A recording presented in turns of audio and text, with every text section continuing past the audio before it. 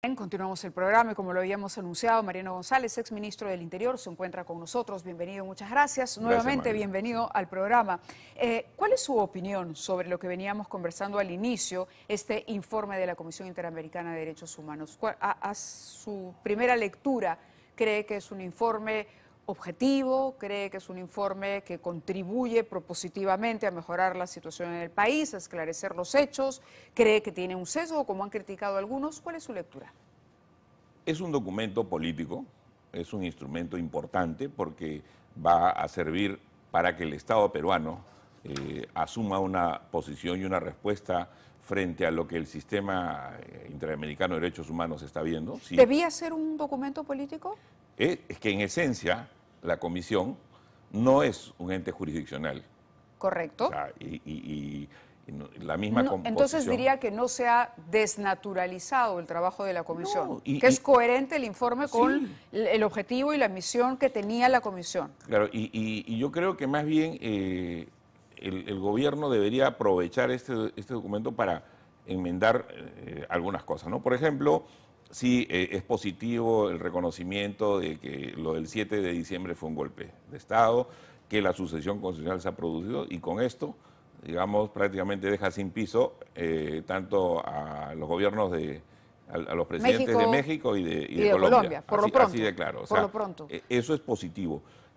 Y justamente se necesitaría partir de un trabajo importante, de un trabajo firme en la Cancillería, lograr, digamos, articular, digamos, con algunos actores, digamos, que se puedan restablecer de alguna manera las relaciones. O sea, y acá no es que yo me peleé contigo y se acabaron las relaciones. O sea, es necesario recuperar las relaciones con México y con Colombia.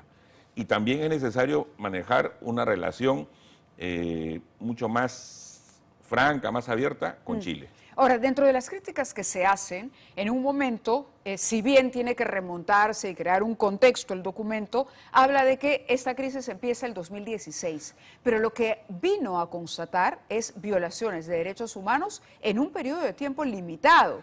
7 de diciembre al 23 de enero, tiempo durante las protestas. ¿Por qué habla de una crisis o que el origen, digamos, de estas protestas se remontaría a lo que ocurrió en 2016? Lo que hace la Comisión es, digamos, ponernos en contexto, ¿no? Es decir, contextualizar la crisis en ese periodo, pero que conscientemente, pues, los cambios de presidentes, caídas de Congreso y empezaron en 2016. Y la inestabilidad política. Claro, pero cuando habla de postergación, por ejemplo, ¿no? Cuando habla de postergación, de modelo extractivista, cuando habla de que la economía o este modelo económico no ha favorecido a la gente más pobre, cuando habla de racismo, de un tratamiento discriminatorio, eso no empezó en 2016, si es que está, no, eso ha sido no empezó el 2016, mucho antes del 2016, entonces ¿no entraría en contradicción ahí el informe? No, probablemente sea, se refiere más al aspecto político. Sí, al aspecto político, ¿no? A la conflictividad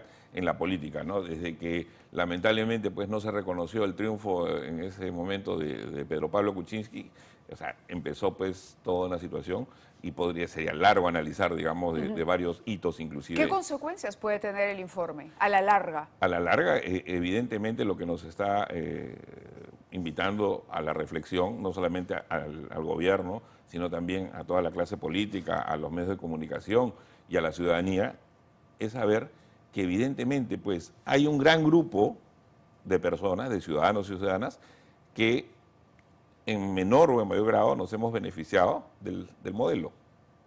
Y hay otro grupo también, y quizá más grande, de ciudadanos y ciudadanas que no se han beneficiado del modelo. Correcto, pero las protestas iniciaron por eso. Lo que sucede es que hay que ser claros, Castillo, o el triunfo de Castillo, implicaba para mucha gente en el Perú una esperanza de cambio, en democracia, pero cambio. Claro. Castillo traicionó evidentemente esos ideales y ese rumbo, y por eso cayó, por distintas razones también de corrupción, de no adecuarse al sistema las protestas, democrático. Cuando se recogen las demandas, no es Castillo traidor, claro, no, es que vuelva Castillo, es que a pesar de esa desilusión. Es que lo que pasa es que durante esos 17 meses, y también lo dije acá la primera vez que conversamos, es que ha ido tejiendo como diría Toledo, todo un andamiaje, digamos, para esto. Y bien lo decías al principio, ¿no? Aníbal Torres lo anunciaba, ¿no? Correrán ríos de sangre. O sea, y Aníbal Torres y otros más probablemente sean tan responsables de toda esta situación, y Castillo mismo, pero ya no podemos nosotros quedarnos en que, bueno, pues en la queja, ¿no? Necesitamos, claro, y claro, creo que el gobierno necesita enrumbarse, ¿no? Claro, Si no, yo me proyectaba a que finalmente, agotada la instancia nacional, se va a recurrir eventualmente la víctima, por ejemplo, aquellos que han perdido familiares durante las protestas, las víctimas, los deudos, ¿no? A quienes además la comisión dice que hay que reparar. Se dice que el ministro Tello perdió el puesto porque se había pronunciado al respecto. Era pro esa reparación, y que eso le costó el puesto además un día antes de la presentación del informe. Se dice eso. Sí. Pero supongamos que esas víctimas no encuentren justicia o consideren que en la justicia nacional no han sido atendidos. No sean atendidos. No. Van a ir evidentemente a la Corte. También escuchaba temprano...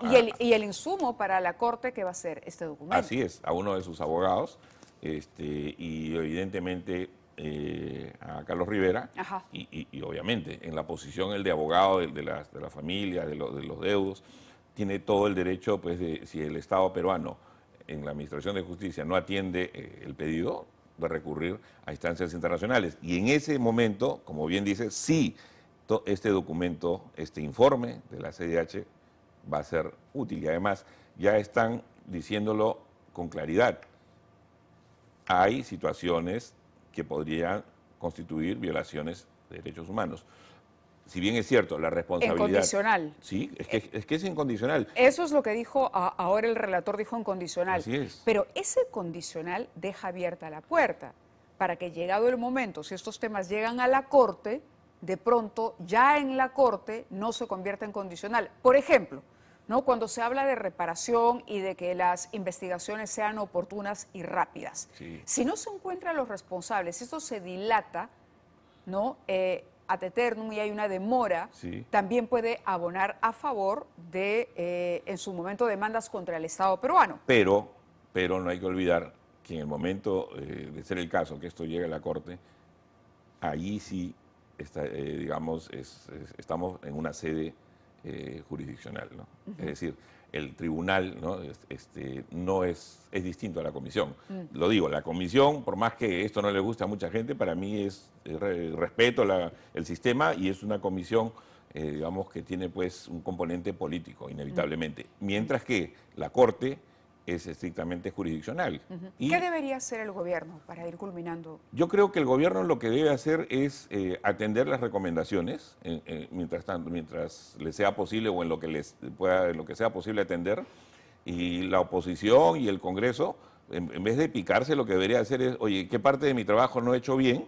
Y ver, ahora, sí, pues, es incómodo que te digan, oye, esto no está funcionando acá, esto no está bien acá, en el tema económico esto es así, o nos tildan de racistas. O no has delimitado la vacancia presidencial por incapacidad moral, o tampoco has delimitado cuándo se puede o hay que mejorar, digamos, en qué caso se puede o no disolver el Congreso, que también son parte de las recomendaciones. Pero es que es verdad, todo lo que está diciendo es verdad.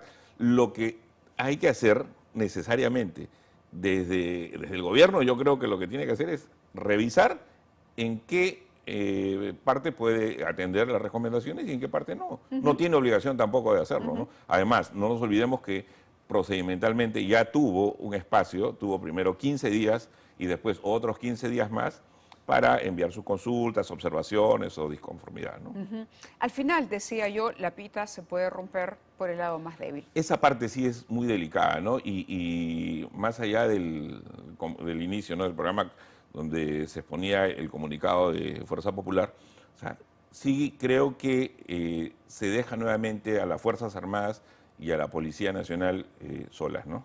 Y eso no está bien, porque ni las Fuerzas Armadas ni la Policía Nacional han actuado de motu propio. O sea, nadie sale a la calle a decir, hoy día voy a matar gente. Actuaron en el marco de un estado de emergencia. El estado de emergencia lo dispone otra autoridad. Y usted me dijo algo que me gustaría que repita antes de concluir la entrevista, porque nos queda poco tiempo, que los planes operativos son de conocimiento de los ministerios. Claro que sí, o sea, los planes operativos lo hace necesariamente, digamos, el componente operativo, que en este caso puede ser cualquier instituto de las Fuerzas Armadas o la Policía Nacional, o el Comando Conjunto, en este caso, o la Policía Nacional, dependiendo de sus responsabilidades y del caso. Pero obviamente, pues, la autoridad política tiene conocimiento.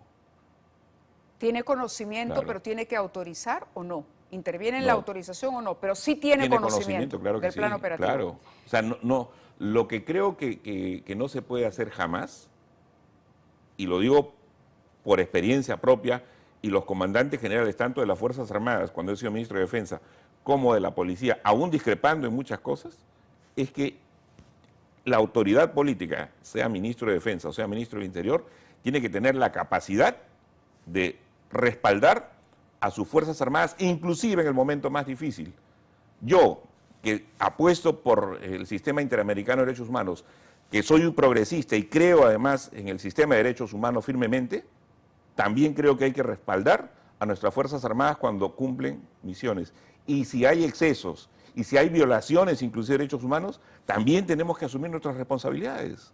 O sea, tenemos que ser mucho más transparentes y delicados. Justamente cada vida de cada peruano, de cada peruana, es importante. Y aquellas víctimas y sus familias merecen justicia. Pero también merecen justicia nuestros policías y nuestros miembros de las Fuerzas Armadas. Sin duda. Muchas gracias a Mariano González por estar con nosotros. Vamos a la pausa y regresamos.